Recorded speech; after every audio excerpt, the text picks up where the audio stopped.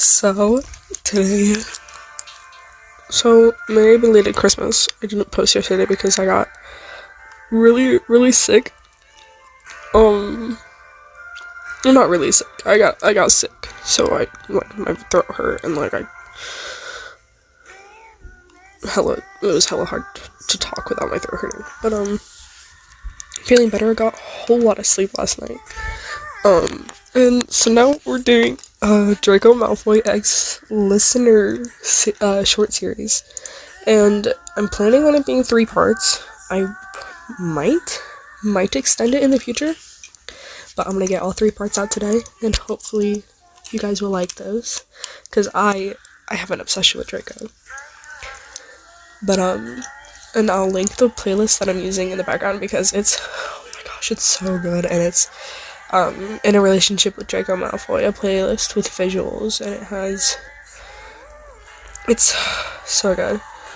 And I'm just like, yes, it's great. But here we go. So, part 1. The air in Hogwarts felt heavier these days. Like the castle itself was suffocating under the weight of Dolores Umbridge's rule. The once vibrant energy of students laughing and whispering in the corridors had been replaced by silence, broken only by the click of her heels or the scrawling of her infernal rules on pink parchment. You hated her, not just for the rules or the cruelty, but for the way she made you feel powerless.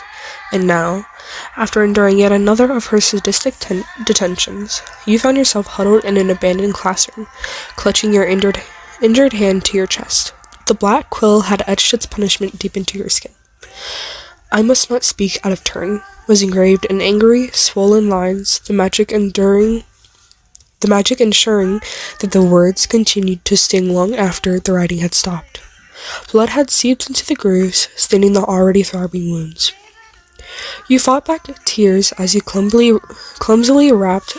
Oh, Jesus, I'm so sorry, I was doing so good too.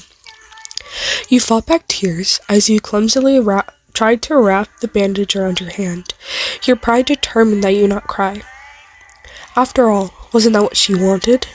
But your hands shook too much, the gauze slipping from your grip again and again. "Damn it," you muttered, your voice cracking.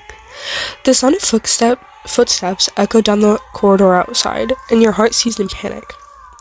You hurried to shove the bloodied handkerchief and unraveled bandages into your bag, but it was too late.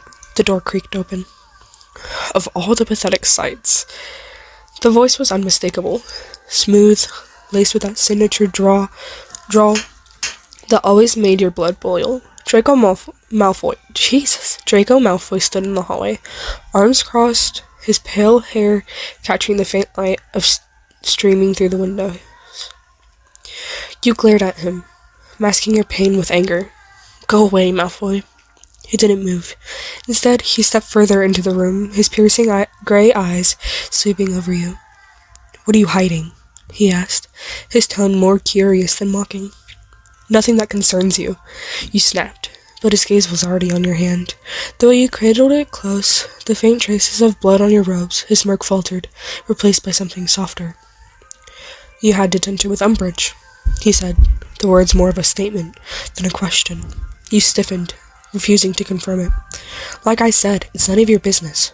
Draco sighed, running a hand through his hair. You're terrible at lying, you know."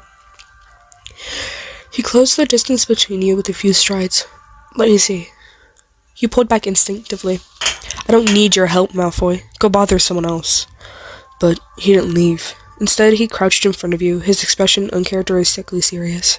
"Stop being stubborn," he said, his voice quieter now. "Just let me help."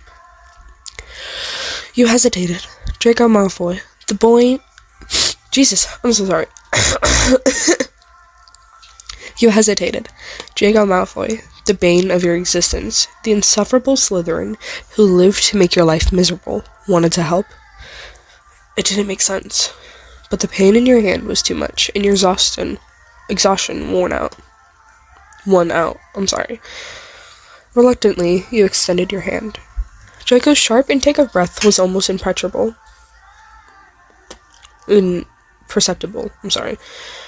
But you caught it. His eyes darkened as he took in the angry, bleeding words edge into your skin. "This is barbaric," he muttered, more to himself than to you. He reached into his robes and pulled out a roll of bandages and a small vial of ointment. You raised an eyebrow. "Do you always carry a first aid kit around?"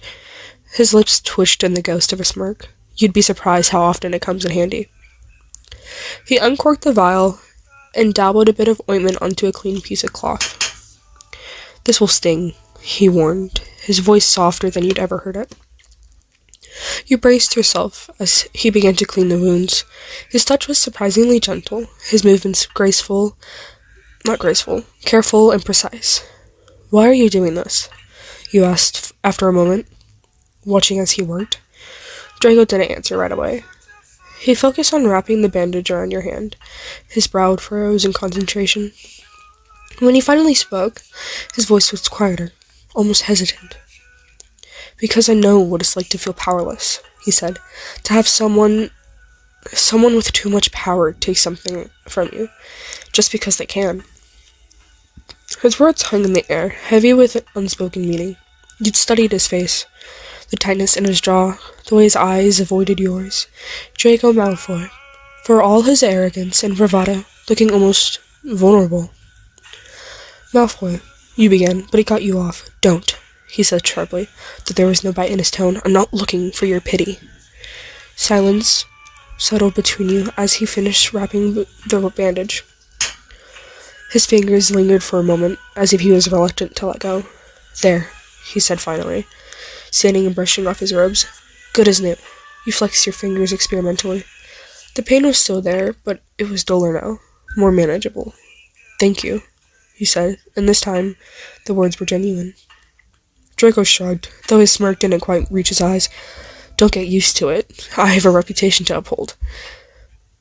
You couldn't help but smile at that. "Right, when I want anyone to think you have a heart." "Exactly," he replied, his tone teasing, but his gaze lingering on you for a moment longer than necessary. As he turned to leave, you found yourself watching him go, the walls between your rivalry suddenly feeling thinner. Maybe there was more to Draco Malfoy than you'd thought, and maybe, just maybe, even the deepest rivalries could give way to something more. And that's the end of part 1. I have both of the scripts written out for part 2 and part 3. And so they'll all be like the same length about 8 minutes, I think. Because this one's about 8 minutes. But yeah, so I'll see you in the next one, and I really hope you guys enjoyed it. I love you, my losers. Bye!